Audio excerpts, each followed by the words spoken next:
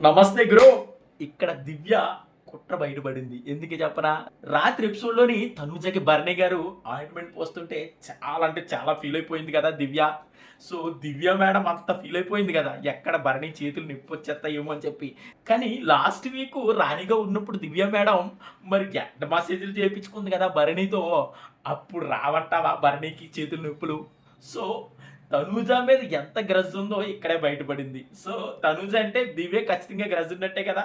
అక్కడ రాని నొప్పి ఇక్కడ ఎందుకొస్తది భరణికి? అంటే తనూజ అలాగే భరణి బాండింగ్ బాగా ఉన్నది. సో, ఈమె బయట నుంచి చూసెళ్ళింది కాబట్టి ఎక్కడ విన్నర్ అయిపోతదో తనూజ అని చెప్పి దివ్య తెగ ఫీల్ అయిపోతుంది. సో, దివ్య ఆ గ్రజ్ బయట పెట్టకుండా మీకు నొప్పొస్తదని నేను అనుకుంటున్నాను. మీకు నొప్పొస్తదని నేను అనుకుంటున్నానని భరణికి చెప్తుంది. సో, ఈ సొల్లంతా మనం చూసుంటాం కదా! సో, దివ్యది కరెక్టా? లేకపోతే తనూజది కరెక్టా? అనేదైతే కామెంట్ పెట్టండి. సో, తనూజ మీద అయితే దివ్య ఖచ్చితంగా కుట్ర చేస్తుందా లేదనేది కూడా కామెంట్ పెట్టండి. సో, ఈ సీజన్ విన్నర్ ఎవరవుతారనేది కూడా కామెంట్ పెట్టండి. ఉంటాను గురు.